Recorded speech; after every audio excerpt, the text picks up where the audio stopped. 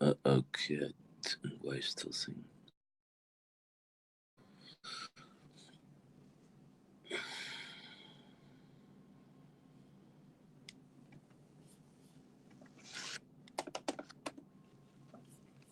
Okay, I think you can start, God willing. You guys can hear me well? Yeah. Yes, okay. So, Salãmun Alaykum, everyone. Starting from 1761, the subheading is Satan dupes the people. As you know that when we read Quran, we need to seek refuge in God. The word refuge, if you see in the war zone, when people are lost their homes and stuff, they become refugee, and literally we are refugee in this world. And our refuge is with God, and that is the refuge. There's no other refuge anywhere. So I seek refuge in God from Satan, the rejected, in the name of God, most gracious, most merciful. So last time I read the whole verses and then talked about it. This time, inshallah, I'll just read few verses with the same topic and then, God willing, talk about it. 1761. When we said to the angels, fall prostrate before Adam, they fell prostrate except Satan. He said, shall I prostrate to the one you created from mud? He said, since you have honored him over me, if you respite me till the day of resurrection, I will possess all of his descendants except a few. He said, then go, you and those who follow you will end up in hell as your requital and equitable requital.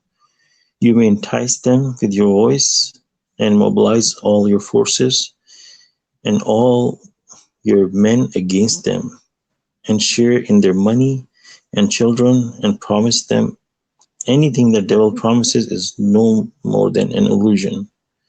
As for my servants, you have no power over them. Your Lord suffices as an advocate.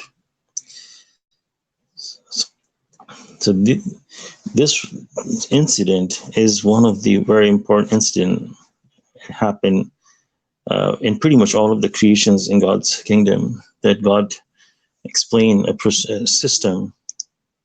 Like they say that if you have a security system and until something happens and it doesn't act, you will not know how good is a security system is. You know, when you go to buy something, you say, okay, give me some. What have this ever worked? So this is one of the system God is teaching us, that God runs the world. There's nobody else is capable of running world anything. As the Student of Covenant has explained this in detail, that Satan has ideas that he can be a God, and God knows our innermost thoughts. So God exposed him, and in fact, God gave him a world to show that has if he's able to run the world or not. And when we read the Quran, we see this incident is repeated over and over and over and over, somewhere in much detail, somewhere just like in 5 verses here. And the thing is that when you tell somebody that, okay, when you get there, you better call me, and you repeat that sentence many times, when you get there, make sure you call me. When you get there, make sure. So this statement becomes very important, and that you should not forget to call him. So when God repeats something over and over, it becomes far more important for us. That, I mean, even have God repeats and says one time, it is important. But one should read the Quran and see why God is repeating this story over and over and over. Because I am involved in this story. I was part of this story. And this is important to me. That is why I'm here. And what can I do to come back? And in this 5 verses, God is pretty much covered the whole thing of what happened and what happened to you and what you can do to go back to God's kingdom. And it is so he was for one of the honorable angel or in God's kingdom. And imagine you work for a company for so many years, you have a high rank, and all of a sudden the boss brings somebody who's newly graduate and say you have to serve him. And how would you feel? Like saluting to somebody who's a lot lower rank than you. And his objection is, shall I prostrate to the one who you created from mud? Like, it's like insulting in a way. In many ways, this is wrong. Many ways, you're insulting God. You know, God, you created this from what? Should I prostrate him? And prostrate could be allegorical and could be like serving this person or something like that. Uh, so, and God could have made that creature from such a something from divine material far better than even fire. Then what would have Satan say? This is sort of a test. God tests us with how we react to things. And if angels, when they fall prostrate, they just obey the order. If you were to look at this picture from outside, you would see that angel prostrating to a creature and Satan is not. You will see that, you will think that, oh, the angels are doing idol worship and Satan is not doing idol worship. But in reality, it's the other way around. It was not the prostration or serving Adam was idol worship. It was obeying the source. The source is the order comes from the most gracious, and that's it. Whatever it may be, there's nothing that we can suggest or nothing that we can change in that order. It is absolutely perfect. It came from the most divine, most wise. There's nothing can be changed. Like in companies, you know, when they make some new rules and stuff, they have meetings and they change things. But when God makes the system, there's nothing that we can suggest. It is in a perfect form. So when they heard, they fell prostrate. They didn't even ask God. Like sometimes we read commandments and we have questions, some silly questions, and God is teaching us in Surah number 2 that it's important that don't ask silly questions. If you understand, just go ahead and do it.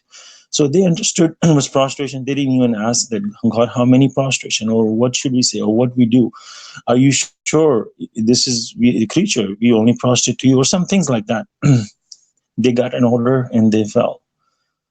And no objection to it. God says in the Quran that this book is perfect, completely, fully detailed.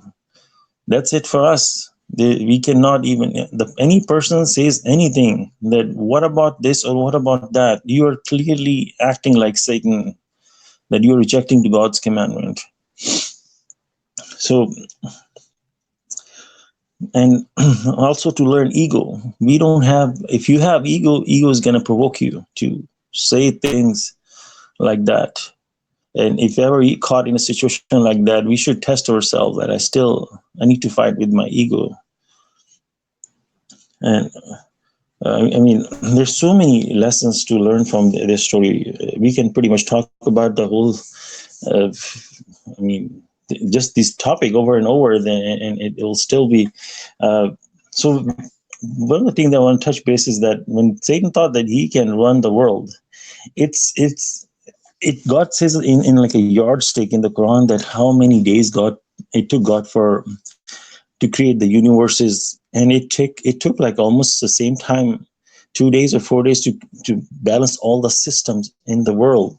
Imagine you creating a software, like just say you're creating a game, and if you're playing a game, you can think, oh, I can do this, I can. But creating a game, all the bugs, all the software, everything has to work out in accordance with each other. And if there's a minor bug, the program will crash. This world is sort of like, for us, it's like a software, a gigantic software. God created that. It is massive. It's everything, every creation, atoms, electrons. If hydrogen or oxygen if there's something was not mixing with other thing, then the whole system will crash. The oxygen level has to be perfect, like 21%. If it was 1% more or less, the life may not even exist. And that's just one small example, like the water cycle. People say evolution. If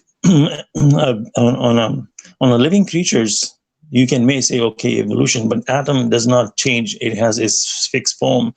And from water to rise from the ocean and travel all the way to the destination and fall in a precise manner. There is so many small chains of reaction is taking place. If even you take out one chain, the water cycle will stop. It's like a bicycle. If you take out one pin, the cycle will not run. So all the cycles have to be precise in order to have the rain and the water comes down. If you don't have water cycle, it will be drought, and human life will, or life in any shape, even trees, will not exist. And all these chains, who created those in a perfect form? Imagine even the clouds when they go to certain place, when it's gonna rain. Imagine all the water, if it drops all of a sudden. I mean, how beauty of that is that it drops in a precise, slow, and drops. They don't come out all at once. If that would happen, it will destroy the land also. If salt was to rise with water from ocean, and that will be all. And God covers that in some places that But if you make this water salty, what would you do? And no crops will grow. Human life will come to it. So this is just one system, water cycle, and there's many other systems. And God created all that. And Satan was thinking that he can be a God, he can run. I mean, he's just playing. It's like you're sitting on an Xbox and you're just playing the game. You're just pushing a couple of buttons. I mean, the whole system is running in the computer, and you're just pushing a couple of buttons. God actually runs everything. God knows everything. Every atom is in God's wisdom, that God knows what's going on in everything.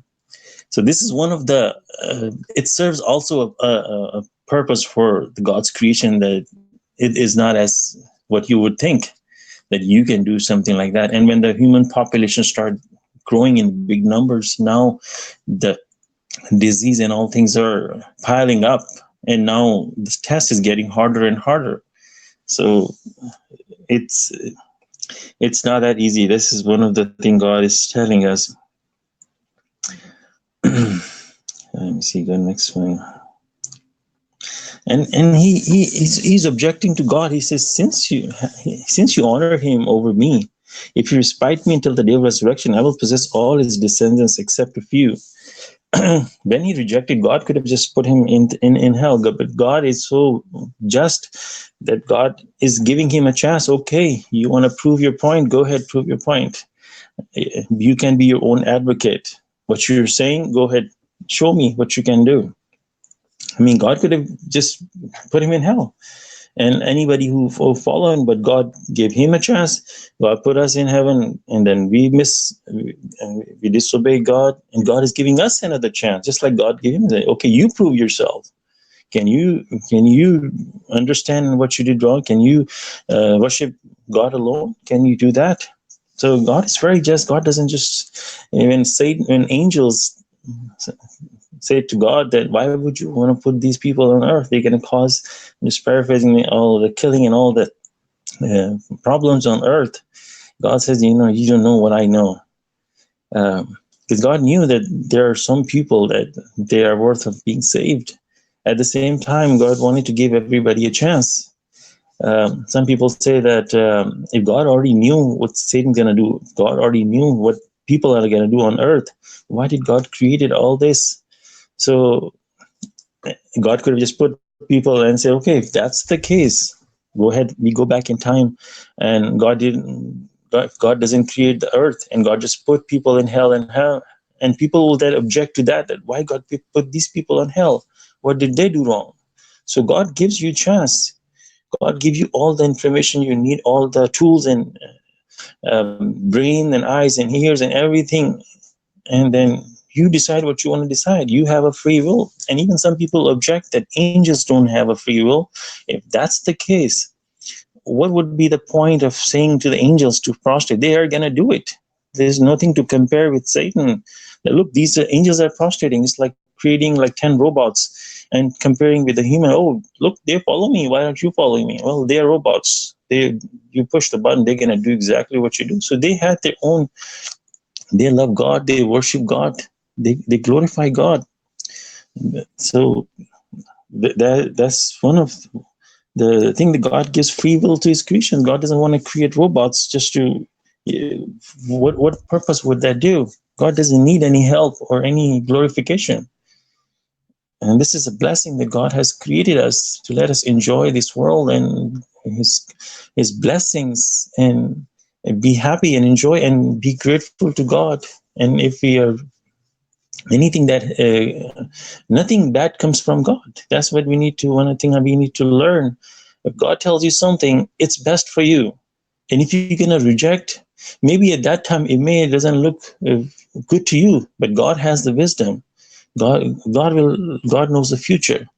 It's like a doctor gives you injection. At that time, it feels like painful, but it'll take care of you. After 2 days, when you feel better, you say, then you will realize that, wow. So we need to know that nothing bad comes from God. God only sends us good things. And when he says you created him from mud, what is mud? It's form of matter.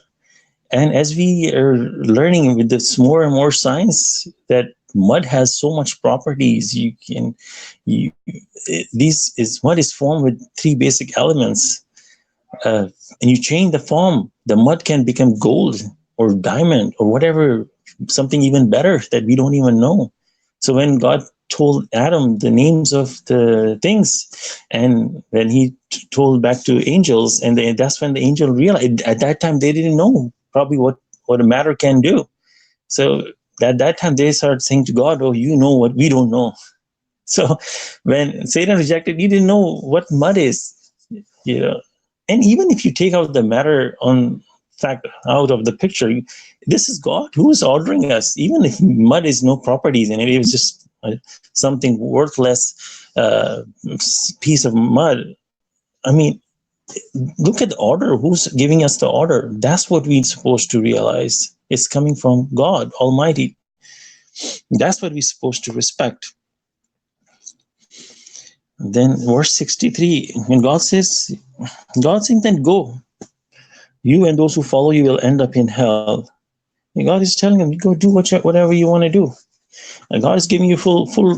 God is not going to stop or this and that or change situation where this and he will not be able to. God is giving full freedom to do whatever he wants to do. God is even saying in the next verse, you may entice them with your voice and mobilize all your forces and your men against them and share in their money and children and promise them. And one thing we learn is that Satan's forces not only include jinns, they include probably men too. Whoever he claims, as we can see a lot of some of the religious leaders or some people that are higher authority, they probably are serving when they're doing in massive communities work in a negative way. They are basically serving him. They're not serving God. Somebody is powerful and has a lot of people working for him and they're doing corruption on earth. God doesn't advocate corruption. So these are the soldiers of Satan. And then in 65, God says, as for my servants, you have no power over them. Your Lord suffices as an advocate. So if you want to be refuge in God's kingdom, like we seek refuge, we are refugees. So God says, my servant will be protected. So in the last Quran study, when we were reading that the invisible barrier, the shields cover their mind for the disbelievers. Here, the shield is on the other side. You decide, like you're in the center, God is on one side and Satan is on the other side. You decide which way you want to place the shield. So this shield is between you and Satan.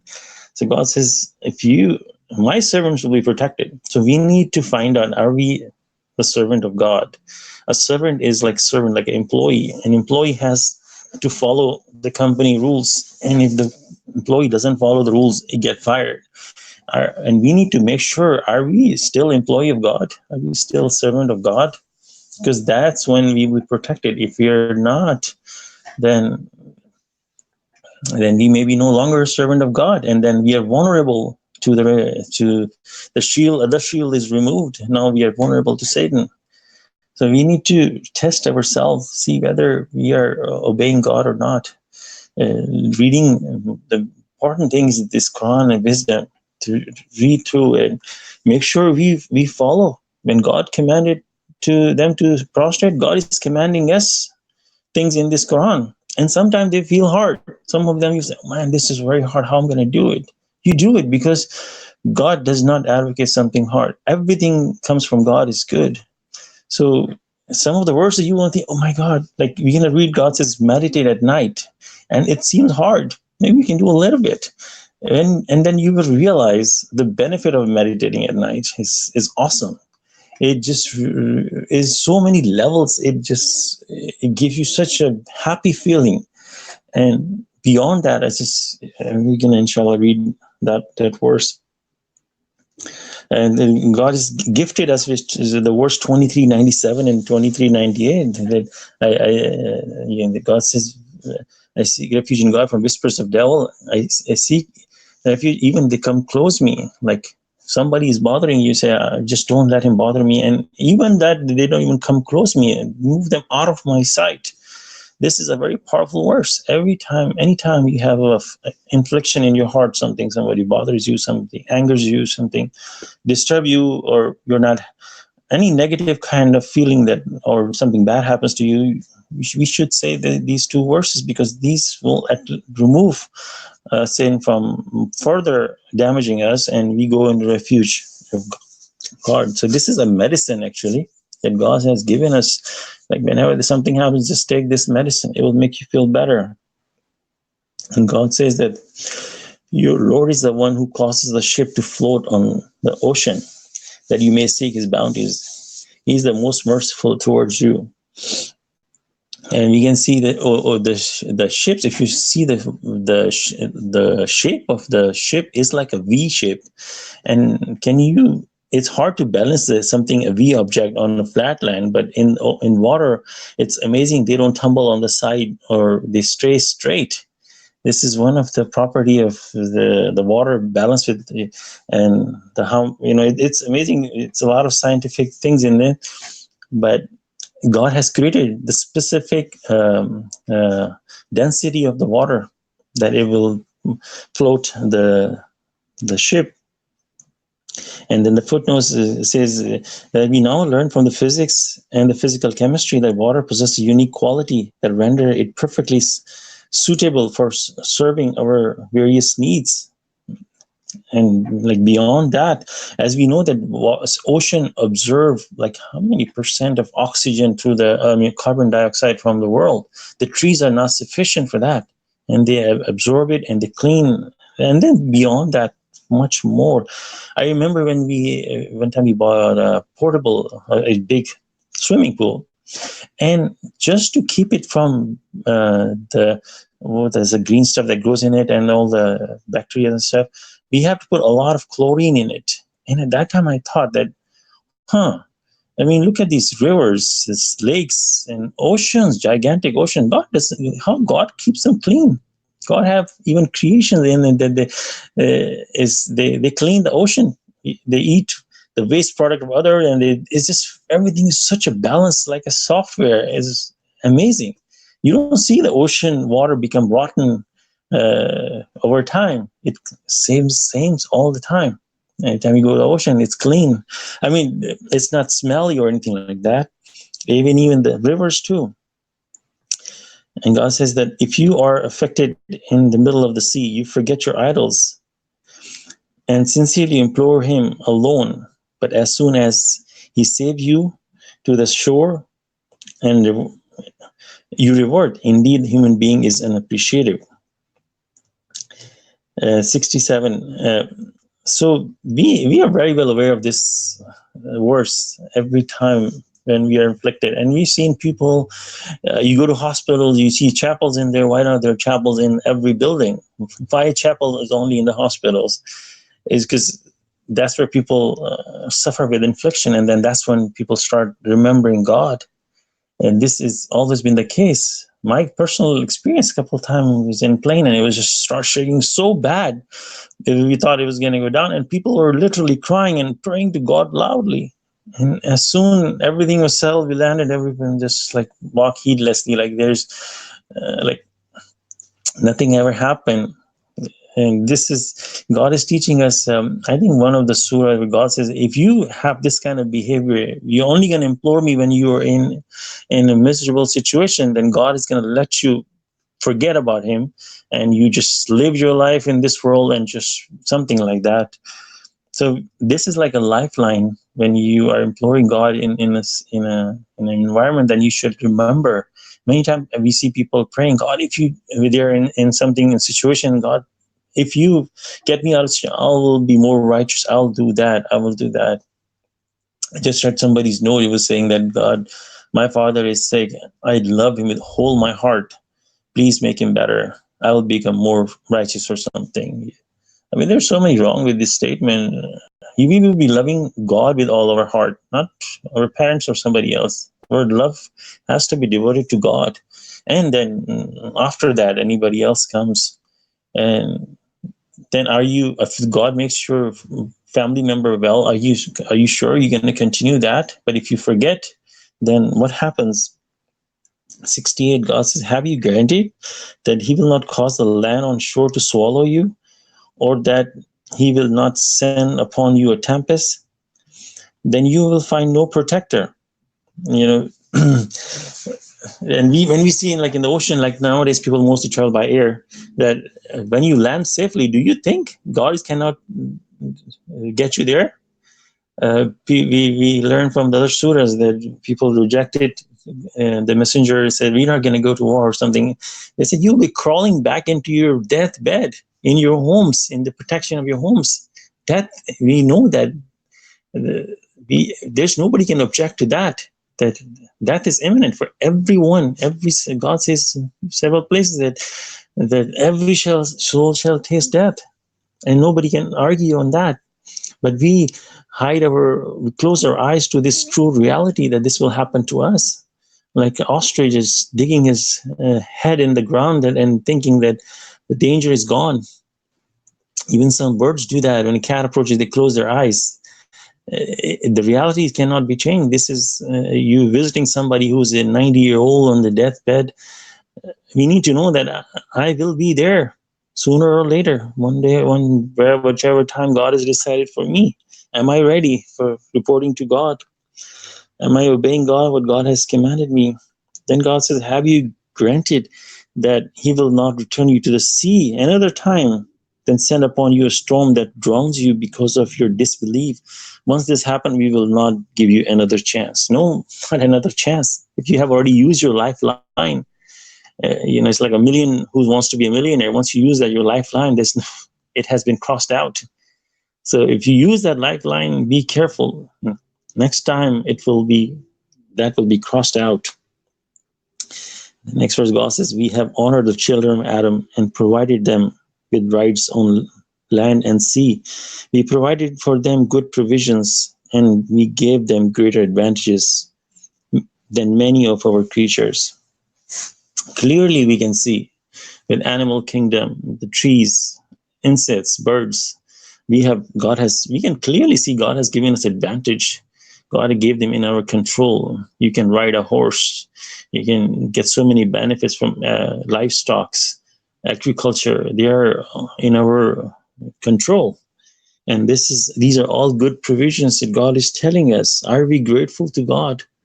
Are we grateful to his blessing? And when you sit down on the dinner table, when you look at the food, it came from so many different steps, from the seed to watering, the growing, the people that worked on it. And that is just a small part, the seed itself, and the cellular level, growing from seed to the crop to the fruit, all the leaves that work so hard day and night to sunlight and water and the waste stuff to convert into something delicious for us. And the meats that we eat, the milk that we drink, the eggs that we eat, where did it come from?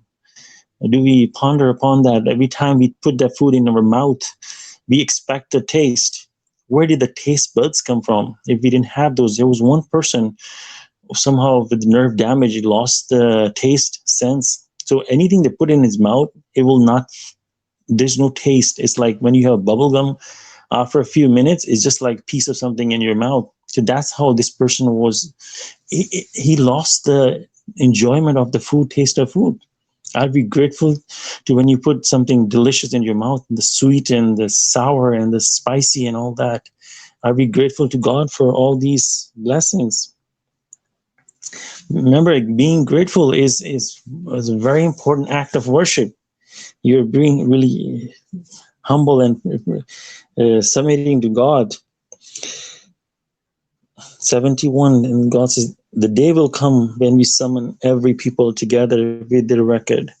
As for those who are given a record of righteousness, they will read the record and will not suffer the least injustice. Every people, God says, there's nobody is excused. If somebody's living in a jungle somewhere thinking that, I'm going to hide, no, nobody can be hidden from God. Everyone will be coming together with their record in their hand. And those who obey God, righteous people, they will suffer nothing. Just that time, this person may realize, oh, all God's commandments, oh my God. At that time, I thought maybe it was tough, but look at what I'm getting. And some people might even think the whole life record, how could it be? Maybe in like 1400 years ago, would be written on a piece of paper or something. Imagine God's system is so perfect. As we now in the computer age, zeros and ones range in a different form can create a 4K movie with like gigabytes of memory with just zeros and ones, just in a different sequence. And God created our DNA with 4 letters. This is in the computer form is 2 letters, but in our DNA there's 4 letters. So it gives you much more combinations. I was watching this on the TV that they said that if we have that technology, we have 4 letters, we can, in just a small amount of space, we can record all the videos ever made in the world. So imagine in the day of resurrection, God's system, God can just give you a little piece of disk. Like, this is your record right here. And that's God's system. And if you go down in cell of the DNA, it's so minute. The DNA is so minute that you can't even see with the own eye. I mean, you can't even see the cell with the naked eye. You have to have a microscope. And within the cell, there's a nucleus. And within that is the DNA is so small. It has a 3 billion nucleotide or something that these numbers are in sequence. And in that small, they are perfectly balanced. And even if you change some of the numbers, it can destroy the cell or maybe become a cancer cell, can destroy you. But God's system is so perfect that there's like a little ribbon goes back and forth on the DNA strand to repair it. And God be glorified. This is something we can't even see with the naked eye. God is running it. And Satan thought that he can run the world. How blasphemous idea. That is 73. They almost diverted you from the revelations. Is this subtitles, God strengthens the messenger. They almost diverted you from the revelations we have given you. They wanted you to fabricate something else in order to consider you a friend. If it were not that we strengthen you, you almost learn towards them just a little bit. Had you done that, we would have double the retribution for you in this life and after death, and you would have found no one to help you. They almost banished you from the land to get rid of you so they could revert as soon as you left. This has been consistently the case with all the messengers that we send before you, and you will find that our system never changes. I mean, as we learned that even messengers were vulnerable to the Satan, and they need the refuge in God, not only us. And they were vulnerable to all this. And who strengthens even messengers? God. God says that if we were not, that we strengthen you. It's like somebody who's like disbalanced and fainting and stumbling on the floor walking, and you just go and grab him, give him a little strength, and then this person regains. At that time, this person decided to fall, then that that was his own choice. So when people were inflecting the messengers, or in this case the messenger, God is the one who strengthened him. And if this messenger would still try to please other people, like people would say, oh, can you do this, can you do that, against God's will, then the messenger is pleasing people, not God. And this is a lesson for us too. If we are pleasing other people while breaking God's commandment, now that is a very dangerous situation. What God is saying, had you done that, because God supports us too in this life. God supports us every day. In fact, every minute, every second, God supports us. God supports with us. If we are with God, God is with us. But if we I'm talking about, like, not in the general life, you want to be nice and help, but if there's any case where you have to break the command, if somebody tells you, oh, can you drink this alcohol, it'll make me happy, something, just to give you a small example. Now here, you are putting yourself in a very wrong spot. So no, I cannot do that. And that's just an example. There's many other scenarios where you may find yourself, God will test you. Don't think that God said this has been the system and God's system never changed. You will very well in time to time in a situation where you have to make a decision that whether I make this person happy or whether I make my God happy. And then who's my God? And God says, had you done this, we will make double the retribution in this life. Just imagine what will be the retribution in this life, and God said we will double it. And you can probably correct me on that, on this one, that yes, God is talking about a messenger, but where do we fit in this situation? God is telling us, so obviously we have some lesson to learn here too. Obviously, we are not that level of a messenger, but this serves some purpose for us as well. And God says God's system never changes. You cannot say, oh, maybe this time will be different. Maybe this time will be different. No, every time is the same. You make a mistake, it's like a red light camera. You go through the red light, it will flash. You cannot say, oh, maybe this time it will not flash. It will flash. I mean, in this world, it may not, sometimes it could be broken, but in God's system, nothing breaks down. If it's supposed to work, it's like God says, we read in the last Quran study that everything is prostrating or glorifying God. They are obeying God, basically. So when angels fell prostrate, they were obeying God. They were not prostrating to Adam. They were just obeying the source. So in God's kingdom, nothing changes. And the next one, this is one of the contact prayers, noon prayer. You shall observe the contact prayer salat when the sun declines from its highest point at noon. As it moves towards the sunset, you shall observe the recitation of the Quran at dawn. Reciting the Quran at dawn is witness. So this is one of the contact prayer that God is commanding us to do. And when the sun is at the highest point, and I guess in the old time they used to put a stick on the floor to see where the shadow, if the shadows start falling in the one side, and they will say, okay, the sun is start declining.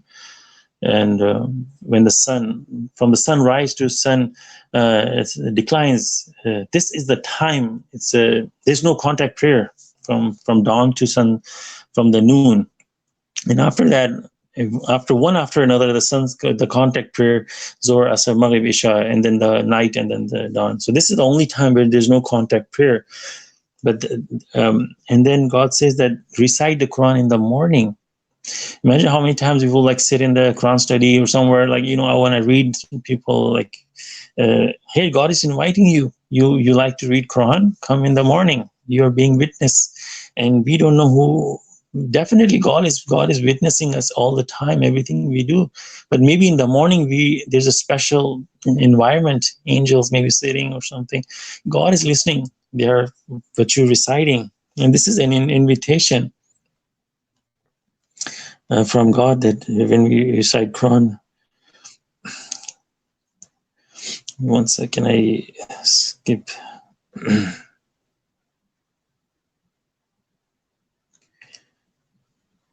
79, meditation. And then God said, during the night you shall meditate for extra credit, that your Lord may rise you to an honorable rank. And say, my Lord, admit me an honorable admittance, and let me depart an honorable departure, and grant me from you a powerful support. Proclaim the truth has prevailed, and falsehood has vanished.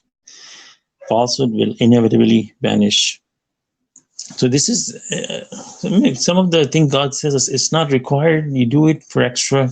This is one of the things God says you shall meditate for extra credit. The Messenger of Covenant has covered this in one of the audio tape, that even though when you do the Maghrib prayer until Isha, and in the morning when you wake up for dawn, you do the Fajr and then you read Quran, that covers some part of the night.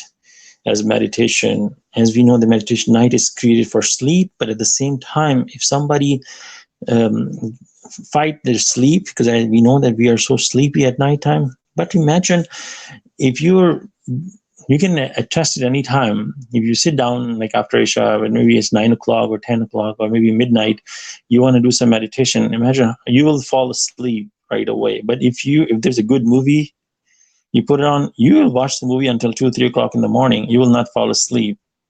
This is a very questionable thing to ask us. When Solomon was enjoying his horses, and he realized that sunset prayers were gone, and he said, I enjoy more this worldly matter than remembering God. So, and this is a critical question to ask us: are we enjoying these worldly things more than remembering God?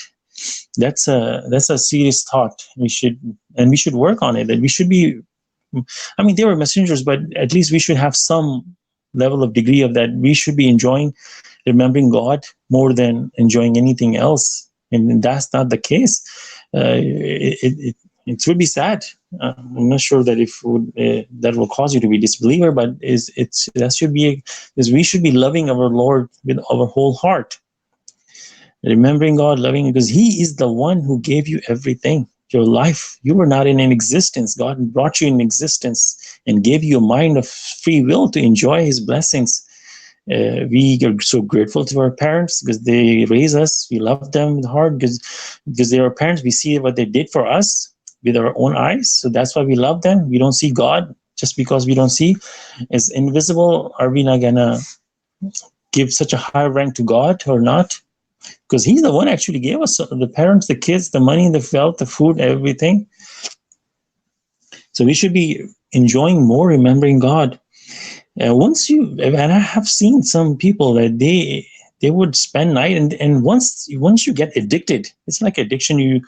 Like somebody who smokes. Let me give you a negative example. And the first few times will not like, but once they get hooked onto something addiction, I've seen someone, they're addicted to this.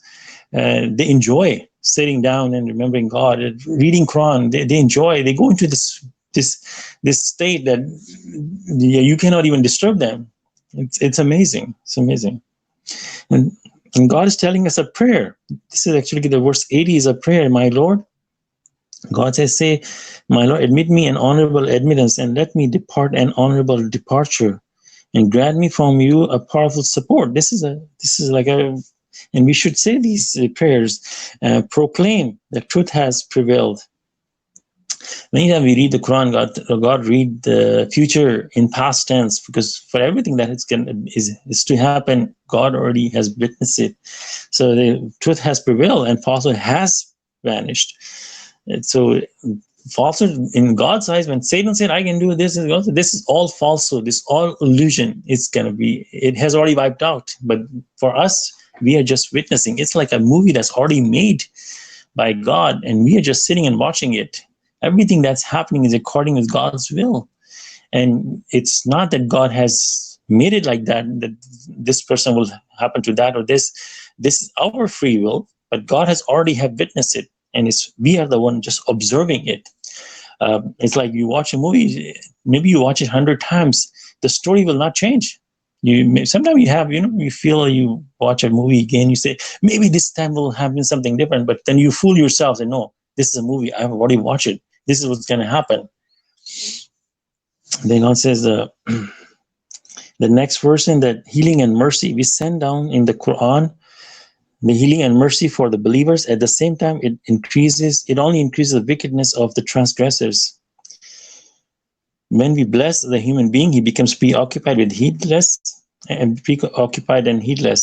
But when adversity strikes him, he turns despondent. Everyone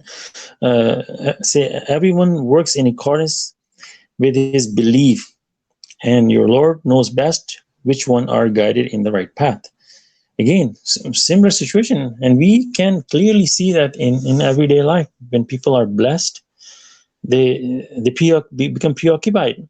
And God is saying this Quran is a healing and mercy for the believers and word side believers and transgressors. If you are transgressors, it only going to increase your disease. your wickedness. But if you're a believer, it's going to take you the other direction. So we need to see who are we? Are we believer? Are we transgressors? Transgressors is somebody who transgress God's limit, God's commandments. You become transgressor. You know, if there were 10 commandments like given in the Old Testament, and you picked 9 because they were easy, but you left one, what does it tell us about us? And the commandments in the Quran, some of them are easy, some of them are, your ego kicks in. No, but I am right. This person is wrong, or I am this, or I am that.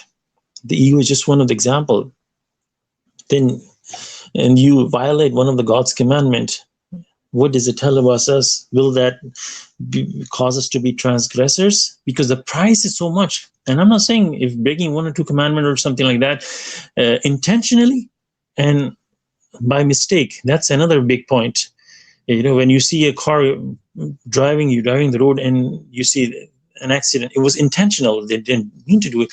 But if somebody's driving so crazy, going through the like twice the speed limit and crossing line, if that person causes an accident, I'm sorry, that's not an accident. That's a deliberate action to cause the situation. Accident is when you're driving, following everything, and something happens, like you're walking in the crowd, you bump into somebody accidentally, you say, I'm sorry, that's accident. But this person gets you coming towards him, and then you bump him something, that's not accident. The person gonna get upset. So when we break a commandment intentionally, like you didn't wake up for Fajr by mistake, but if you're awake and you decide, oh, I'm gonna skip the Fajr, I'll repent later. Now that's a serious situation. You were awake, you can very well go to the bathroom and do wudu and do namaz, but you decided, oh, I will repent later. And I don't know where this stand, but we are putting in a very, very wrong spot here ourselves. And God knows, but our intention should be, because the price is so high, we should not even taking a risk for something like that.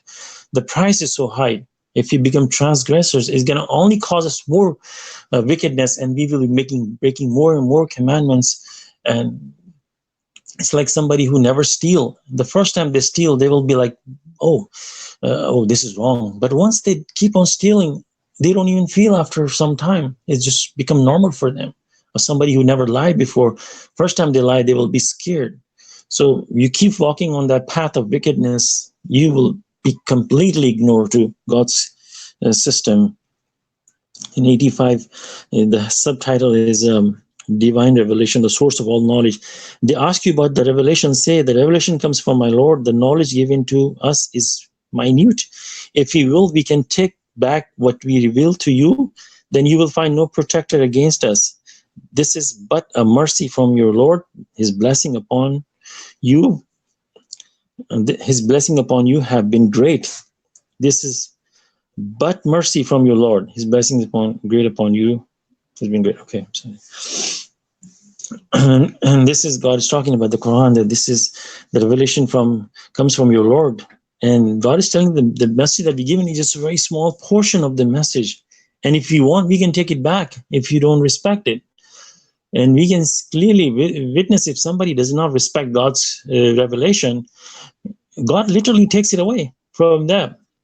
Even if they read the Quran, they will only find negative stuff out of it. They will not be able to, if you make mockery or joke of God's revelation, this is very, very serious situation.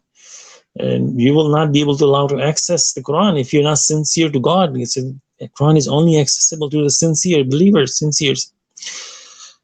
And that is, again, a very important. We will be away from the light into the darkness. And anyone, imagine when you fall into darkness, you can't even see your hand. Pure darkness, you'll be lost forever.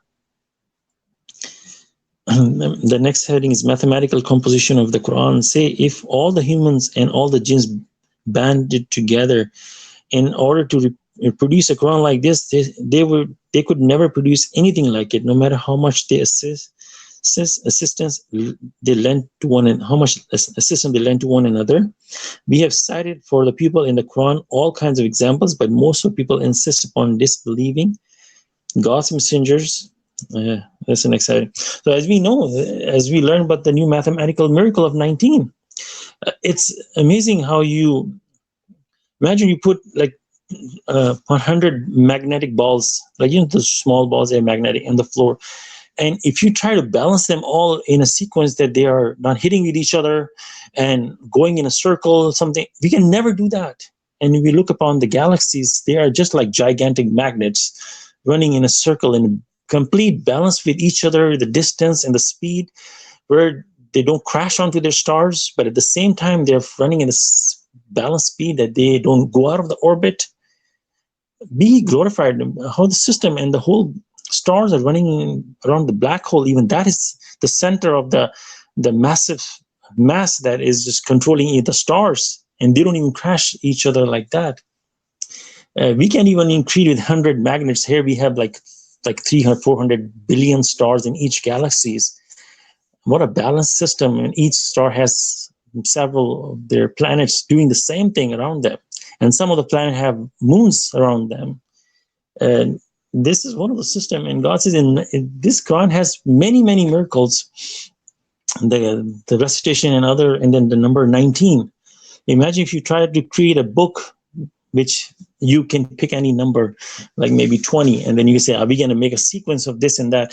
So in a beginning stage, it'll be easy. You say, okay, this chapter has this many, number 19, and then so when you go to the layer upon the layer, when you go to the next level, you get this many letters, this many numbers, they're all multiple, and this many.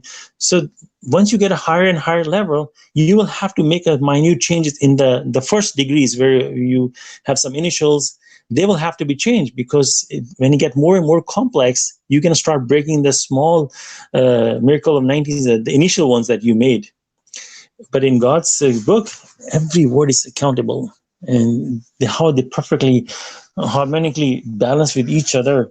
They don't like the initials, how many letters they appear, and how many numbers, how many times Allah is repeated, how many times, and in Surah Fatiha alone itself is so many 19 miracles in it. We cannot produce it, and this is God's challenge to somebody to produce something like that. And the sad part is that this is a miracle that people can witness. They can come anytime and open the book and read it for themselves, and then they need to ask themselves, can this be done?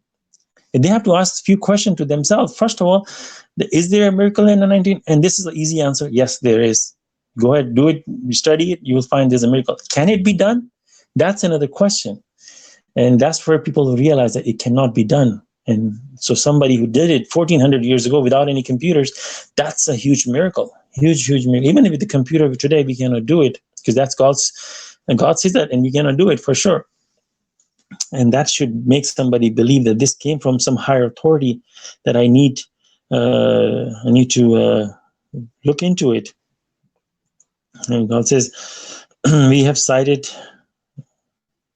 I think I read that you cited the people in this Quran, all kind of examples, but most people insist upon disbelieving God's messenger's challenge. So God has given examples, the miracles and everything, but people are insisting, even if you tell them, like you tell them, oh, hurricane is coming, there's all the proofs here, you got to go. They insist of it. No, it's not coming. Even something you can see with your eyes, they are, you know how they used to challenge, bring a miracle? They said in verse 90, they said, we will not believe unless you cause a spring to gush out of the ground, or unless you own a garden of date palms and grapes with rivers running through it, or unless you cause masses from the sky as you claim to fall on us, or unless you bring God and the angels before our eyes, or unless you own a luxurious mansions, or unless you climb into the sky. Even if you do climb, we will not believe unless you bring a book that we can read and say, glory be to my Lord. Am I more than a human messenger? And the footnote says, God's messenger of the covenant, Shah Khalifa, was thus challenged, including the challenge to bring a new book or bring down masses from the sky. Verse 381 defines the duty of the messenger of the covenant, overwhelming proof as is detailed as appendices. Who can disbelieve the miracle of 19? And we can see clearly what we've been reading all these our life, but the different stories of messengers, we can see that happening in front of our eye. when the messenger came, what did people do? They call him name. They call him liar. They said, oh, this is nothing. Oh, you are just like a human being. You the same things that you said to the previous messenger. They exactly, you can watch the video. You be like holding your head and say, oh my God, you're saying the exact same things what other messengers have been saying. There's nothing. And God says, we just read that God's system never changes. This has been the system in the previous messengers. This is happening again. And what a amazing miracle that God has blessed us. You can never go back and see the sea parted with Moses and all the other miracles, Jesus rising death. But you can witness this miracle anytime you sit down and you start from the basic, and as you go more deeper and deeper and deeper, you'll be like scratching your head. Oh my God, this is awesome. And Masha Allah, this is we end here at Surah verse number 93, and this is my time, inshallah, and then we talk about the question and comments. Thank you, guys. Thank you, God.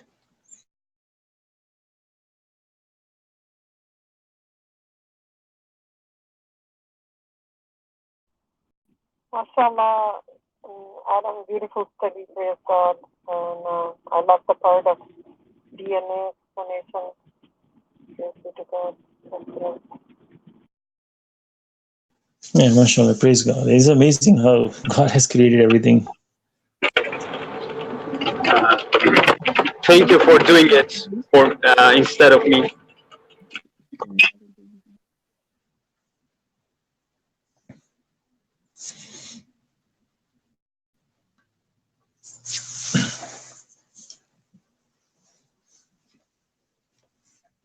Masha Allah, thank you.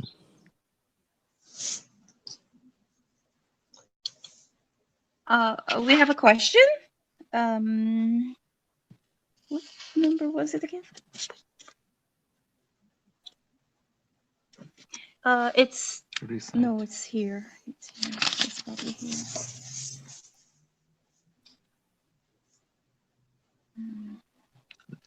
Yeah.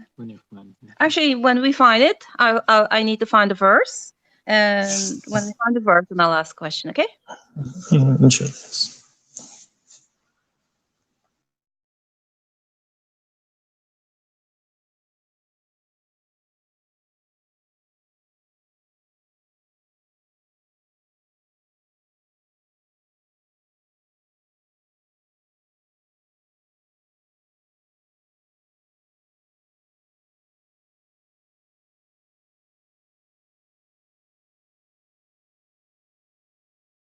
Yeah, I actually got it.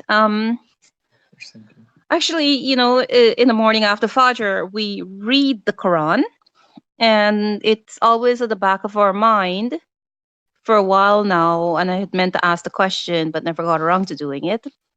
Because when you read verse 78, I seek refuge in God from Satan rejected, the noon prayer, you shall observe the contact prayer, Salat, when the sun declines from its highest point at noon. As it moves towards sunset, you shall also observe, and in bracket it says, the recitation of the Quran at dawn. And again in bracket, reciting the Quran at dawn is witness. So normally we read the Quran, but the word recitation always occurred to me that doesn't exactly mean read. So if you look up the meaning of recite, the meaning of recite, to say a piece of writing aloud from memory. And back in the days, of course, the Quran came in Arabic, and they would have remembered from memory, and that was their mother tongue. And normally, most people who born in a Muslim home, they would have learned how to recite the Quran from a very young age without even knowing what it means, but at least they can recite it. And so the question is, we are reading the Quran in the morning, and I'm understanding that the word recite means bringing out from your memory. So if anybody can comment on that, that'd be great. Thank you.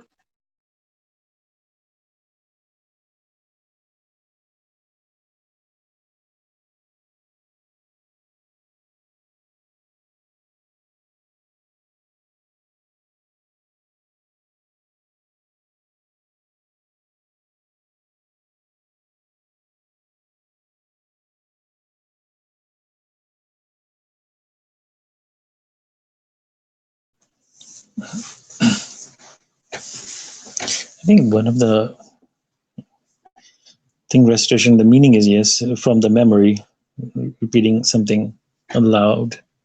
That's one of the definition. I thought more of like a recitation in a way that, you know, like you, how they do the in Arabic reciting. That's one of the things that comes in my mind too. Salãmun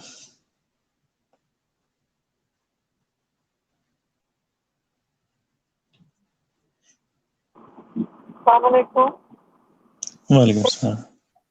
I'm driving. So, yeah, for me, I understood all this time when I consulted with some people that, you know, we can read something in our head, but the morning one recitation is like out, you know, that if, you know, somebody else can hear you that much sound, just like moderate tone we do salat. I know it's not mentioned moderate tone, but being witness means like in the morning we don't know if there's some features that we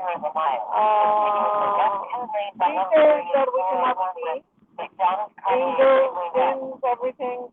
But at that time, actually, subhanAllah, morning time is the time when all the birds are reciting something. They're glorifying God, chirping.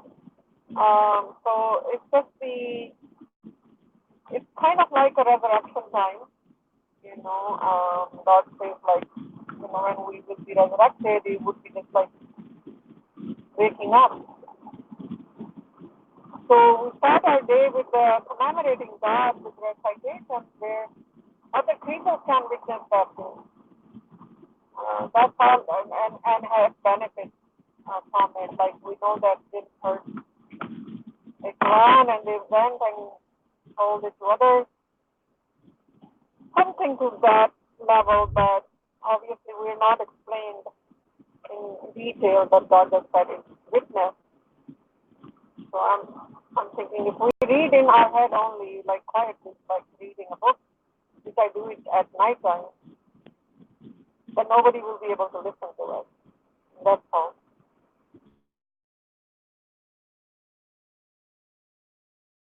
My question wasn't about the tone, because what you recite aloud or read, it's audible. So the question was, we read. Does it have to be in Arabic? Yeah, we read the Quran like in English. Read. So for us, we were seeing that read and recite might be different, and it always was on my mind. But you know, thank God it came up now. So we read the Quran in English, but it says in bracket, Rashad put, you know, recite, and when you recite something, it sounds more to me like recite means like, you know, when someone is saying it in Arabic from memory. Something is in their memory and they're pulling it out. A lot of people do not put on a light 3, 4, 5 o'clock in the morning to read the Quran. So that's, yeah. And when in the days of when the Quran came, they might not have been light, so it would have been something pulling from the memory. So the question is, should we be reciting it in Arabic or should we be reading it in English? And what I'm trying to say is read and recite can be different. And are we doing something wrong or, yeah? No, I don't think so, because first of all, when the religion is being unified, who knows how many languages people from background who don't even understand English, but they will convert to English studying of Quran. Let alone somebody will go back and learn the Arabic and memorize it.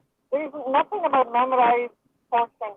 Like many times people hear it, there is a, poetry recitation or, somebody is reading in a session a poetry and not necessarily they're doing it memorized, they've written it. So recitation meaning something somebody is saying the others can hear. I don't think it has anything to do memorizing and Arabic. Messenger would have really clearly told us that it should be in Arabic. Arabic actually, he very much put emphasis on that Arabic doesn't even apply to us anymore after this HBQ. We got nothing to do except the part that we recite Al-Fatiha in Arabic during our prayer. That's about it. This is what I have heard. I don't know if there is a specific audio to describe it more. Is Salãmun here among us? Yes, I'm here. Oh, okay. Assalamu alaikum. Any evidence from any audio that could put more light on it? Oh, sorry, what was the question? Okay. The question, Pamela, can you say it again one more time? Okay. Verse 78, Surah 17. So the key word, we normally read the Quran in English after Fajr in the morning, but it has always occurred to us that the Quran said, you shall observe the Quran, and in bracket it says recitation. And when you look up the word recitation, it means saying something aloud from memory. Now, when we read, yes, we're saying it aloud, but we're not reading it from memory. So we knew that the word read and recite is different. So it was always in the back of our mind. If we're reading, and that's correct, because the Quran actually said recite. Salāmun Alaykum. Alaykum salam. The verse is about observing the Quran being recited.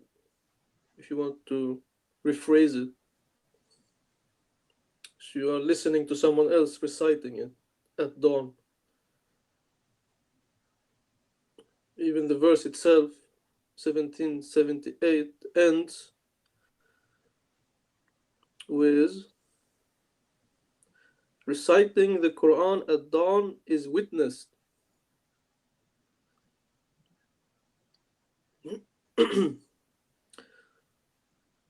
And it's actually a double confirmation. There are two sentences. It ends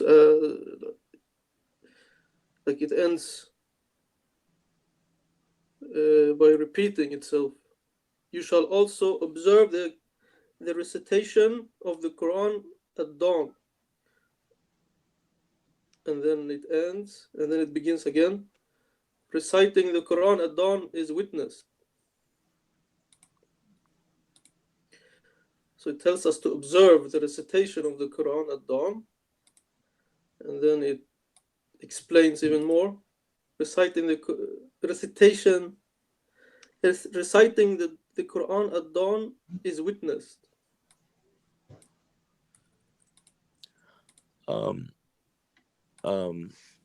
Pamela, actually, that's just one of the meanings of recitation, to read from memory. Like if you look at like Merriam-Webster dictionary, it says to repeat from memory or read aloud publicly. So it doesn't necessarily mean that it has to come from your memory. So that's why, like, when you recite the Quran at dawn, and it says recitation of the Quran at dawn is witnessed, I always looked at it as if like it was referring to like angels, or or if it was or either that, or it was referring to you, you know, it somehow registering better in your memory or something like that. That's how I always looked at it. But certainly, I never thought about that it has to be from your memory, right? Otherwise, when it says that we should recite the Quran at dawn, then we have to memorize it before we read it, and we know that's not the case. But I'll send you the link to these dictionary definitions. Also, the Wikipedia says the recitation is a general sense in the act of reciting from the memory or a formal reading of verse or other writing before an audience. An audience is, we can think of God and angels, and you're reading actually a verse from writing, other writing. And also, I want to just said a little bit, as I said, if recitation, some people can't even read Arabic. Their language is so different. Some of the African people, I've seen them reading in Arabic, and it's very hard for them. Let alone recitation is in like a tone, it will be very hard. And I can imagine that when you're reading Quran, at least you need to know what you're saying. And if you just learn Arabic and don't know the meaning of it, like a lot of traditional people do, and you're just reading it, you don't know what you're saying, and that will not even serve any purpose. You're just speaking out words that you don't even know. But if someone willing to, because we learn other languages for our career. If I get a good job in Europe, Germany, and I will move there, and I've seen people, and I will learn German. This is an awesome opportunity. If somebody is willing to do that, intentions, and God says your efforts will be appreciated. Somebody will say, "Oh, I will read it in its original form, and I will learn Arabic, and I will recite in Arabic." God will appreciate it. It's not something wrong. But at least what we're reciting, I guess we should know what we're saying. That's the most important thing. And when you see people read the storybooks even in English, you can read in a tone with emotions. Because see, psychology says 7% of your body, if your language is non-verbal. I mean, 7% is your verbal, and 93% of your communication is non-verbal. Your body gesture, your tone of voice, your actions. That's 93%. I can tell you as many times, "Hey, how you doing? But as long as I don't put emotions in it, it's only 7%. So you can read a verse and fill up with the 93% with emotions, your gesture, and body language, and that your emotions. You know how you see your kid after like few days, say, "Hey, come on, how are you doing?" You give a hug, you all the emotions down. That is 93%. You see somebody at work, "Hey, what's up, man? How are you doing?" That's 7%. That maybe makes anything clear. Salãmun Alaykum. We don't have to. It doesn't say that we have to witness a Quran in Arabic. So you can just listen to English or Farsi or German or whatever, or a friend, or you have a group, or maybe you have a family where you recite the Quran together. That's how I see it. The purpose is to like you wake up and you gather and you read the Quran, recite it. Someone recites it loudly for everyone else. Maybe while eating breakfast or something to wake up, and you prepare your day like that. In the name of God, you listen to God's word, and then you will go to work peacefully. That's how I see it. Yeah, but not the Quran in a way that others can And hear. it doesn't have to be So we have Arabic. to be aware It that can be any language. Yeah, but you have to we, do it yourself. yeah, you have to do it yourself, and you have to do it not reading in our head, like when we read a book quietly, like nighttime when I read the Quran before sleeping, I don't read it loud. But morning, I say it that enough that if somebody else was sitting in the room, they could hear. So that is a must. That is a commandment. Uh, So in the I became a committer for a while, I didn't know that I was so decided. we're having trouble hearing you. It's kind of quality is really poor. Okay.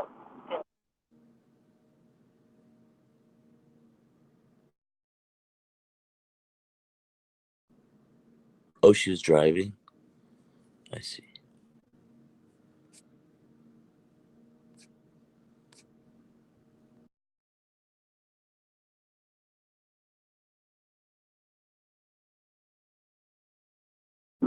Yeah, I'm driving and some parts, some areas don't have good reception. Can you hear Okay. me now? Okay. No. Yeah, we can hear you now. Yeah. Can you Yeah. hear me? Yeah, I was there in the beginning when I became a submitter. For years, I didn't even know that I knew we have to read the Quran, and I was just reading it quietly in the morning. And then one day there was some contemporary beside me, and it's not that they, anybody could have told me, but oh, well, I didn't know. So Masha Allah, we know there is a reason not just angels are witnessing the other people instant benefit. We know from the Quran that being benefited from the Quran recitation, they went ahead and told other gifts. So, jinns and devils, anybody, God wants mercy for all his creation. So, if a non-believer is reciting a Quran out loud, obviously angels are recording it, witnessing it, and there are other creatures we don't. They can benefit from one recitation. Can benefit many things. Who knows how many things are around that aspect of it.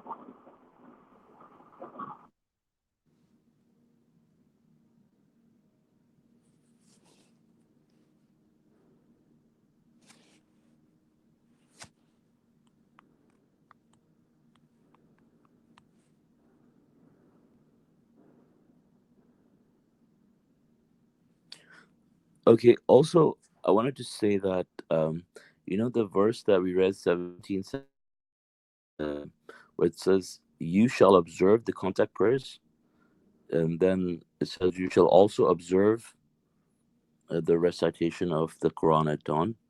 Reciting the Quran at dawn is witnessed, right? So, uh, when it says you shall observe the recitation of the Quran, that means you should do it yourself. But then there's another verse where it says when the Quran is being recited, you shall listen to it. So that one is talking, like, obviously someone else is doing it, so you just have to listen to it. But this one is saying you shall observe it. So just like you shall observe the contact prayer, so you have to do it yourself. Salman, that was not the question actually. My question No, was I know that was in response to another comment. okay. But for your comment, yeah, it's not necessarily from your memory, so you don't have to memorize it, but you just have to recite it, read it. Um, just Okay, Masha Allah. Yeah, that makes sense too, yeah. right?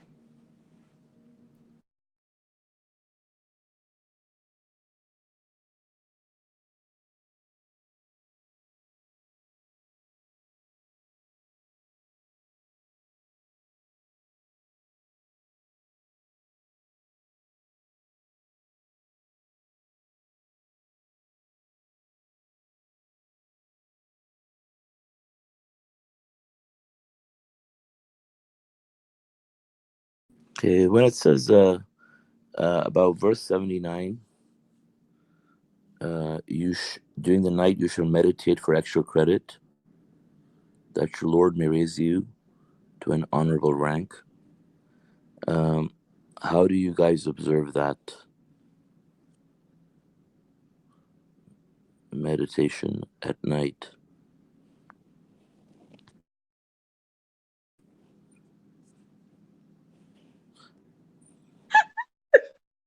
Hey, Salman, I What? observe it, and then very quickly I fall asleep. So I'm not a good example right now. Okay. Okay. That's when I recite the Quran. Okay. Yeah, I mean, reciting the Quran is definitely part of it, Masha Allah. But I also have, commemorating God, sorry, and I have a you know, question. attributes and falling prostrate and contemplating on the recitation as well. Yeah. So I knew that you were saying something. Yeah, I'm saying the Quran recitation at dawn. So usually we do the context prayer in the morning and then we recite the Quran. But if you're reciting the Quran and the sun comes up, should we stop it or we can continue? Oh, you can continue. I mean, of course, you can recite it at any time, right, during the day. So you can definitely continue Yeah, reciting it, the whenever but time. like, what if you have to pray last minute and the sun has risen and Yeah. you barely read a I think Quran at that I time? think the Sometimes. traditional Muslims believe that during a certain time, I might be wrong, but I think I have this vague memory that they believe like something like that during a certain duration or something, like you don't recite the Quran because it's like I don't know, it's like the reverse effect or something like that. Yeah, something like that. But the contact prayer, like after the sun comes up, you don't do any contact prayer or something else. So, Yeah. but to answer your question, also that you said, if the sun comes up, can I still recite? Yeah, of course, but it will not be as witness, as God says. It's only for the dawn time that witness is gonna be gone. But God is always witnessing us.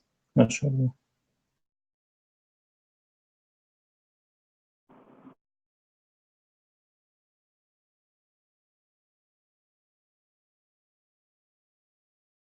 I found it. I found it. It says, yeah, it says it's for like they think it's forbidden to read the Quran during sunrise.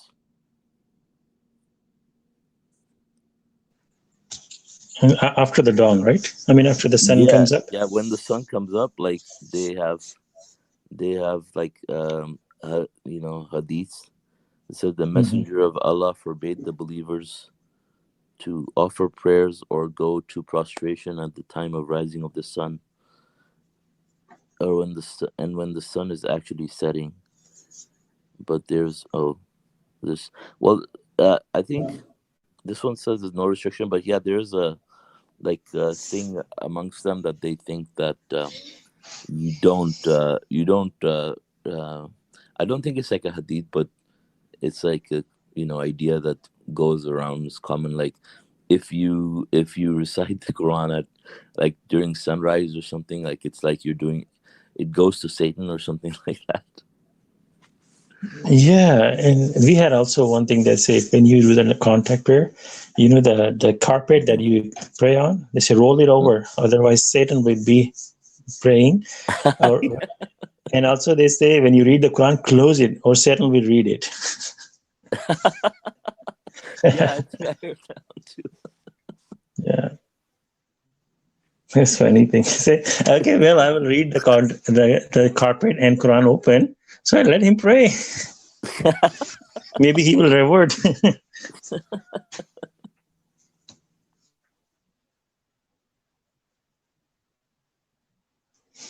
It's amazing how when we were go back in time, we used to Hmm. follow things that when we look back now, it Hmm. seems funny when you go to people's home and they're still practicing something. We look at it, it looks so strange to us now. Hmm. Why? We used to do that. Yeah, yeah. Thank God. I have no contact with such people at this time. Yeah, when you drink water, you must sit down. You drink with right hand, 3 steps. Oh, so many different things. And if you break it, they will tell you. Yeah, so I was eating somewhere, and I used my left hand to eat, and so there was somebody like tap on my hand, stop it, use your right hand, things like that.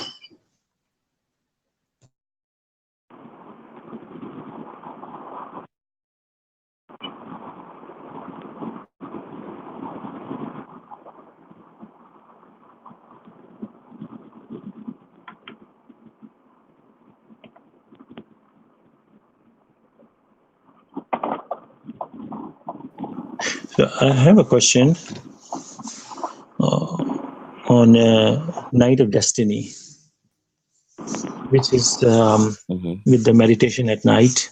Mm-hmm. And I see people, I mean, there's nothing wrong with it. That's good. Even Messenger of Covenant has done it. But preparing for the night, because God says it's more than 1,000 months. And we are looking for that those credits. Where nowhere in the Quran God says you have to meditate at night for the Night of Destiny. And then but compared to the other verses, there are several places God is telling us you shall meditate at night for extra credit, for honorable rank. So isn't that we supposed to, if as much as we work for Night of Destiny, we shouldn't we just do more, force ourselves to do more, like find times during the night or something, too, because that sets up a mentality of a human being that we are running after, credit. Here, God is saying higher honorable rank. I mean, that is, I think, more important than running after credit. Honorable rank. That is far important. Would you want to be, like, suppose there's a kingdom and then you are in a higher rank, worse than somebody who has a lot of money, which is more higher, honorable rank is closer, more and more closer to God.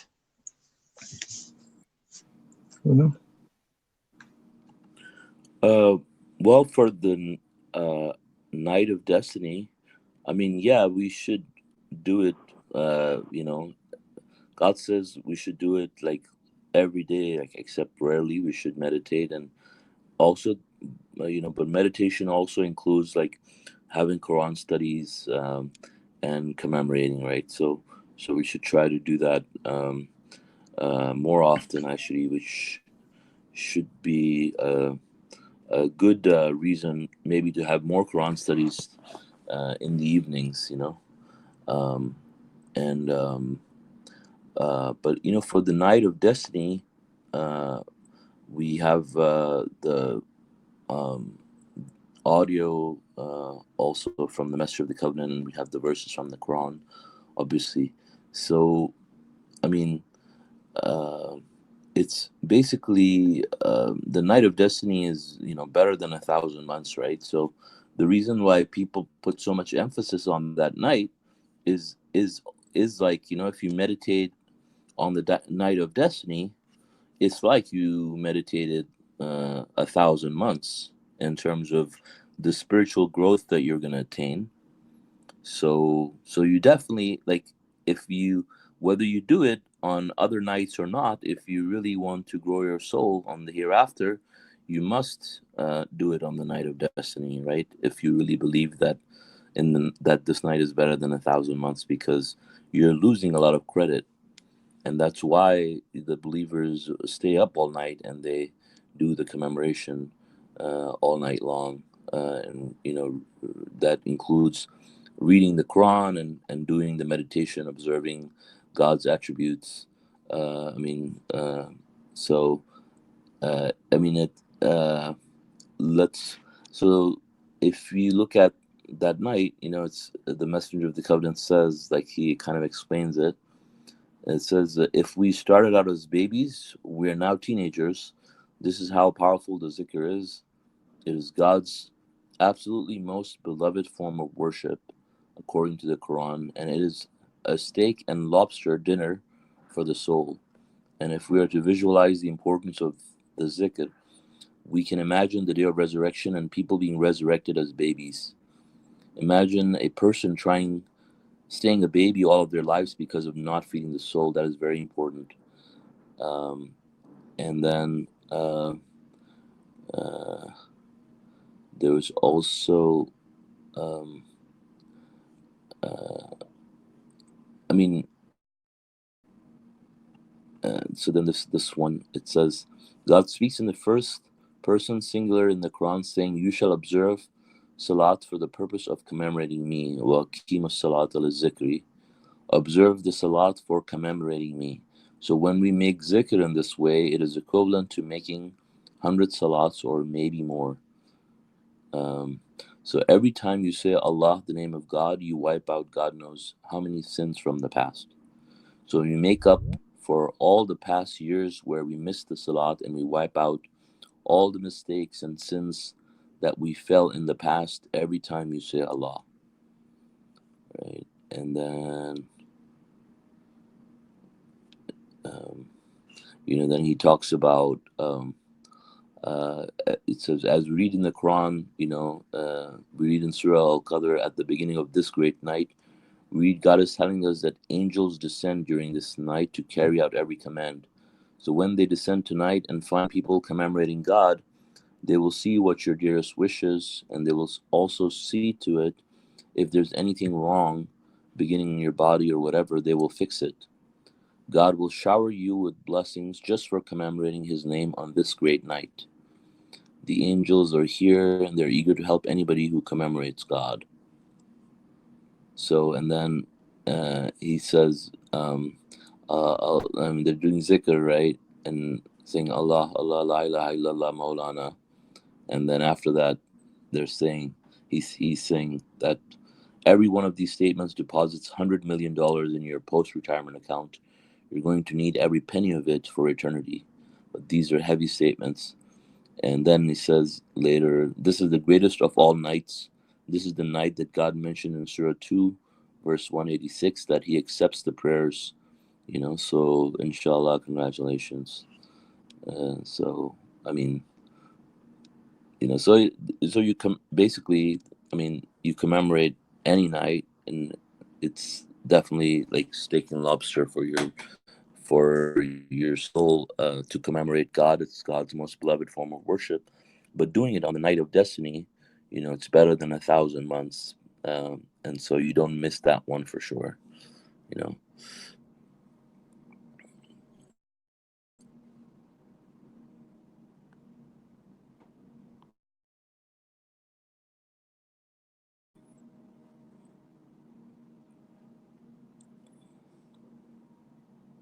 Does that make sense?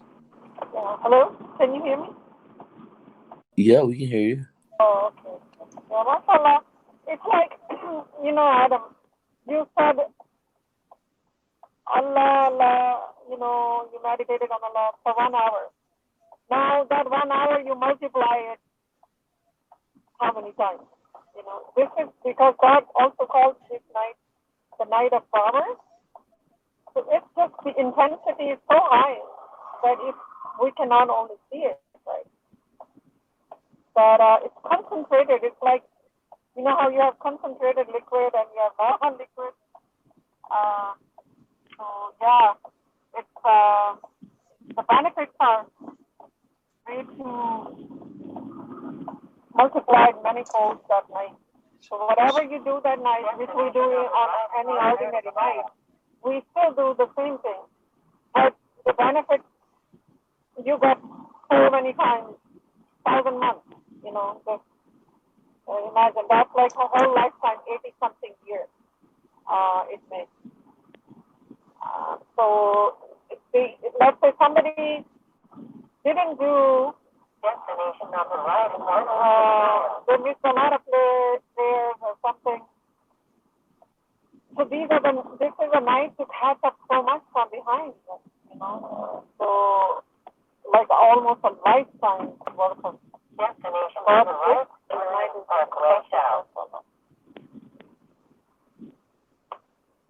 Yeah, Masha Allah. Yeah, I have nothing objective with the Night of Destiny.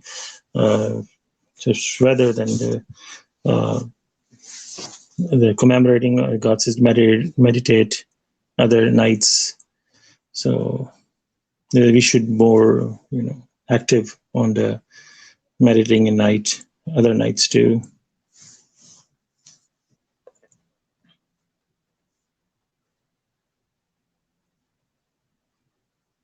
And we did a calculation multiplying the seconds, the minute to hours, and 1,000 months. God says more than 1,000 months. 1,000 is the least, and beyond that, we don't know how much more. So it was like, I think it was 1 second was coming up to be like equal to a day or something, or 2 days every second. Oh, Masha Allah.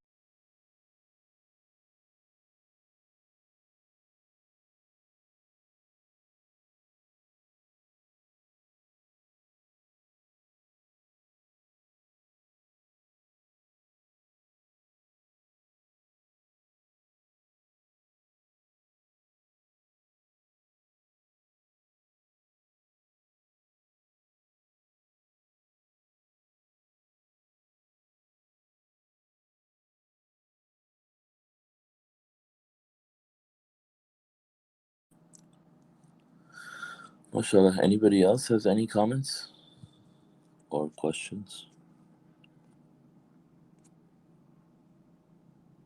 or fun facts?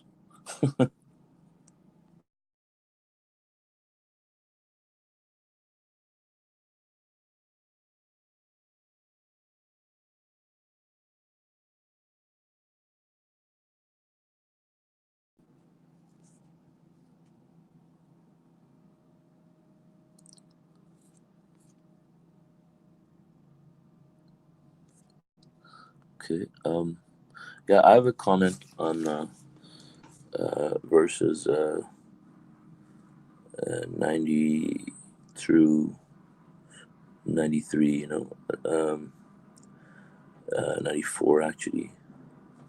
That it shows like how these people are divinely prevented from seeing any truth when God, puts a veil on their eyes. That nothing will make them believers. Like and it's interesting that they're saying it themselves, that they will not believe unless you will not believe unless you cause a spring to gush out of the ground, or you own a garden of date palms and grapes with rivers running through it, or unless you cause messes from the sky as you claim to fall on us, or unless you bring God and the angels before our eyes, or unless you own a luxurious mansion, or unless you climb into the sky. Even if you do climb, we will not believe unless you bring a book that we can read. So, and then it says in the footnote that the messenger of the covenant was actually challenged to bring a new book, or bring down masses from the sky.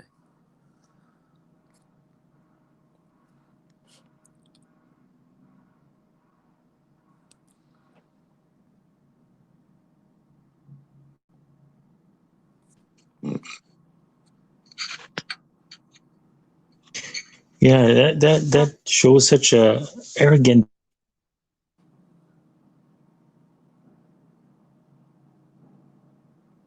Mm-hmm. Hey, Adam, go ahead and I'll go after you.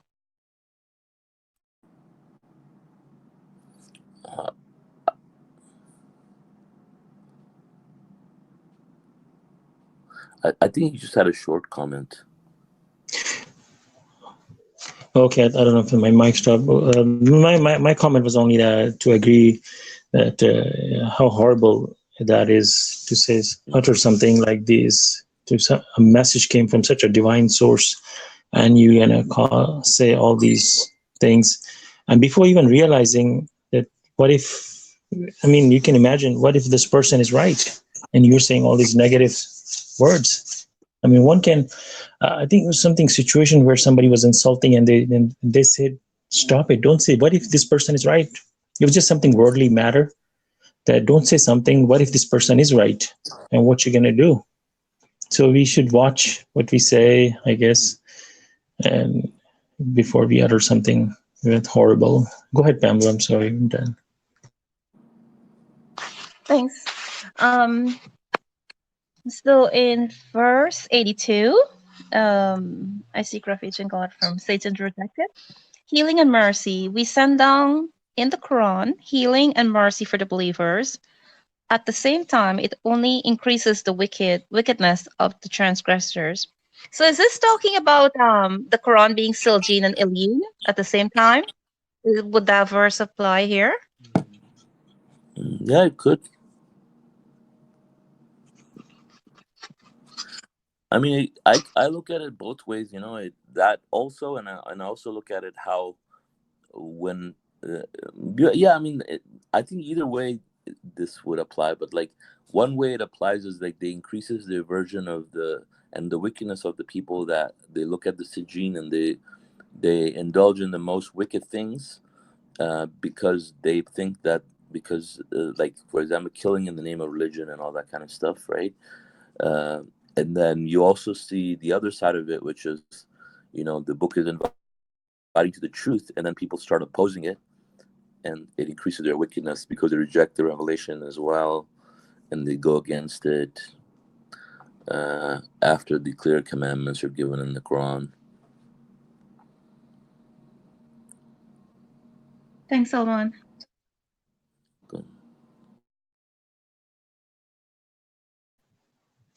So I have actually a question, and this just popped in my head about the noon prayer. That when the sun starts to decline from the highest point, as we see, that God has given us the contact prayers in a sort of like we take a breakfast in the morning, lunch, maybe something in the evening, and the dinner. So it's kind of spread out. Sort of gives me an idea of like eating. You don't want to eat all at once and then not eat all day long. So and we know that contact prayer is a solid food for soul. So is it safe to say, or is it better? Just that's the question. When at noontime approaches, as we cannot see our soul, and we can just imagine our soul will be getting hungry. So I should make this priority as soon as possible. Like, when you're outside and you get hungry, and it's lunchtime, is your first priority to go stop by somewhere to get some food. So should we make this priority to, as soon the contact time starts? Sometimes what we do is like Zohar and Asr, we delay Zohar so much that we do the two prayers very close to each other. Is that a safe practice, or is it okay? Or we should try to do them as soon the time starts? So we should make this first priority to do the contact prayer.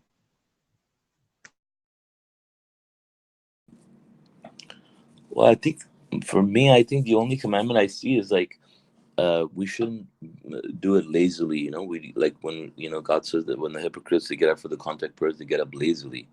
But I mean, if you're not doing that, and then and let's say you are traveling, or let's say you were in a meeting, and it's not something you control, but you don't always like put it at the end or something. It's better.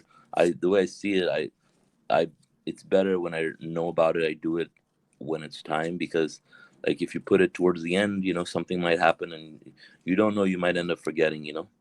So if you're really eager to do righteous works, you try to be eager in completing them. Like you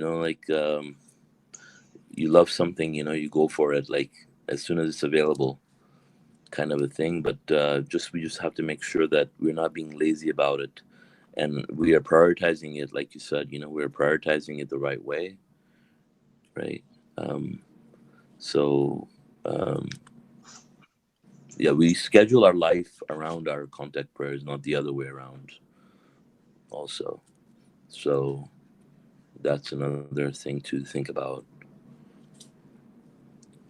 Masha Allah, Salãmun, good point.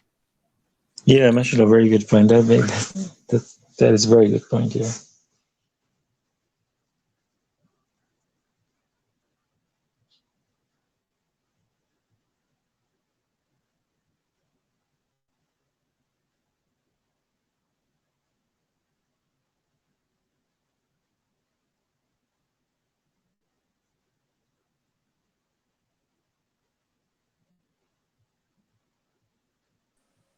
Assalamu Alaykum.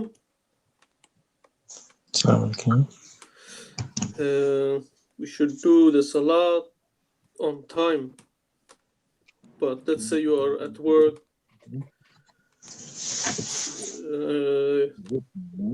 or just working. You're doing something. So when the Quran, It's a glorify when the salat is when it's time to do salat, you have to Would that be? No, that's not. like plan how to like leave your work. Like you don't drop everything. Like you're holding a mug and you drop it on the floor. No, you do the you go to a table, you put the mug carefully down, and you go and do the salat. And if you're working, you close, or you finish your sentence, or you close the application or whatever. You lock your computer if that's necessary, and then you go and do the salat.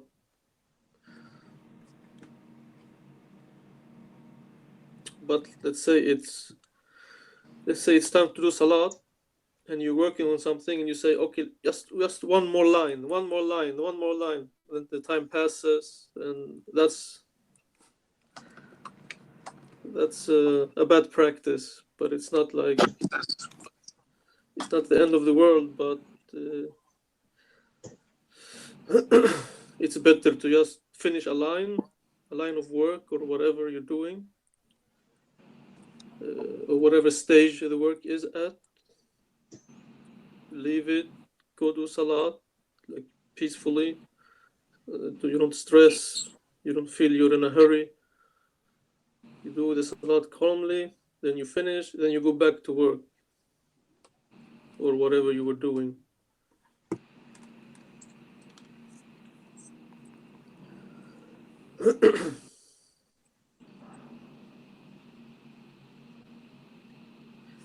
That's how I do it, at least. If I'm doing something that I can't just leave, then I do my best to finish it as quickly as possible. Then I do my salat. But if I'm doing something that can be abandoned immediately, then I abandon it immediately. So it depends on situation. But we should ideally do salat on time. So it's good to plan ahead. So if you have like 20 minutes to do until salat begins, then you don't start a project that requires 1 hour. You do something else. It takes 20 minutes. So once you finish with those 20 minutes of work, you go. The clock will ring. It's time for salat. Perfect timing. You go and do salat on time, and then you go back to work and you do that 1 hour. That 1 hour of work. So you have to plan. You have to be mindful. We have to plan the salat in our schedule. I mean, our work has to be scheduled around the salat, not the other way around. That you've tried to find salat, trying to put salat in empty spots in your schedule, or try to fit it in somewhere.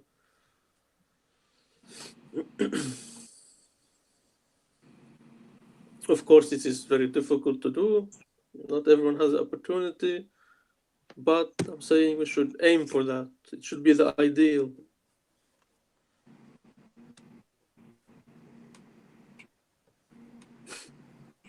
So yeah, that's about it. Masha Allah, very good point, Ahmed. Mr. Schedule, that's a very, very good point.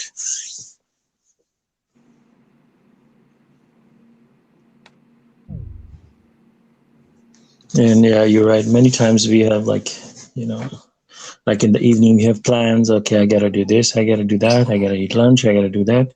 So we should priority salat at the top of the chart and then work everything around it. Like if I have to leave for the grocery store, I can say, okay, 5 minutes contact prayer, 10 minutes, I can delay that and do the namaz at home, say, and Yeah, then go there. exactly.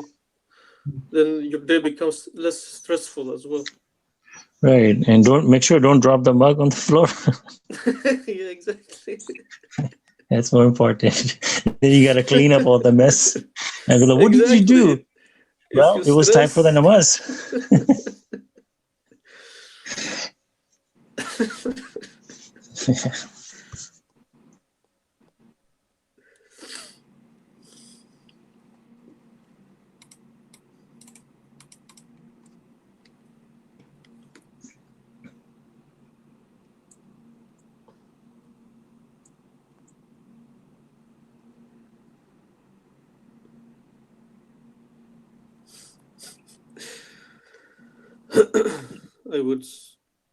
I would sometimes finish my work twice as fast as everyone else in time for the salat. And then I would go and do my salat, and then the boss or whatever will look at my station and see I'm not there. Like, where did Ahmad go? And then they will find me in some corner praying or whatever, doing salat. MashaAllah. And they complain. But hey, I did twice the work. I can actually go home if I want. But they don't care. They don't appreciate. They just want something. There was one time. Yeah, go ahead. And there was one time I was doing my salat in a storage room somewhere at work, and this lady walks in. She doesn't know about contact prayer, and here she's asking me, "Do you know where this stuff is?" And I'm doing prayer, and she's asking me 2-3 times, and she's like, "How rude! You're not responding." I have to go back and apologize. I said, "You know what? I'm not supposed to talk to you." She had no clue what I was doing. Yeah. You see, like, what is he doing? Just talking, and not responding to me. Who's he talking to? Because you're a crazy person. Love it yourself. I usually just stop my prayer, tell them what's going on, and then redo it. Yeah, I remember last time, I went to the gym, and it was time for the salat. So I decided to do it in the parking lot, So it was like almost close to the they also have like an area for yoga and stuff, and so like, but it's out. But I was outside. I was in the parking lot, but near that area, and then I saw one of the ladies walk past, and she was looking at me. She looked at the other guy and said, "Is that the yoga guy?" I was doing yoga. He's doing yoga outside. He must love his yoga very much. And that's a real yoga instructor. Wherever he gets chance, he start practicing. Oh my god. You just see him at his home. He's watching TV, yoga. He's in the bathroom, he's yoga. Yoga is life. Yes. Oh my God. That's funny. Yeah, another thing, funny thing about the gym is that it's it's called it's the corporate headquarters, and they call it the Mecca of bodybuilding. Like it's literally Oh if wow. you go outside the building in big like it's kind of black, and it's black and golden, right? And then gold, I mean like yellow, and then on top of the building in big bold letters it says the Mecca of bodybuilding. And then when I go there and if I have to pray outside, like this one time I parked and I was praying, doing my salat, and the kid in that direction. I'm doing my salat, I'm looking at it, and looking in the front of me, it says the Mecca of bodybuilding. I'm doing my prayer in front of it, like facing it. And somebody would have looked at you and said, Like "No, this there's is not the something, Kaaba you're supposed to do like it. It's the other way there's around." something, yeah, like there's something wrong with this picture. Yeah. I'm praying towards the gym, right? It's amazing that how the Mecca has become a phrase of something. Yeah, Yeah. yeah. I mean, that recognize it like Mecca of this and Mecca of that. Hmm. Because it shows that they used to do the Hajj too. Because I mean, I think it's also in the still you can still find it, like parts of it in the Bible. Oh, Yeah.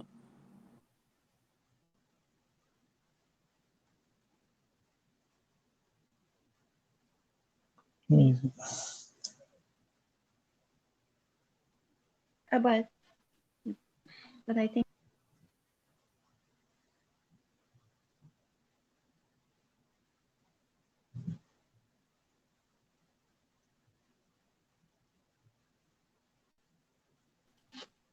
Salman, if we don't have any other question, you want to go offline? Yeah. Sure. We can move to the juicy stuff. The steak. Okay. Just give me 1 second.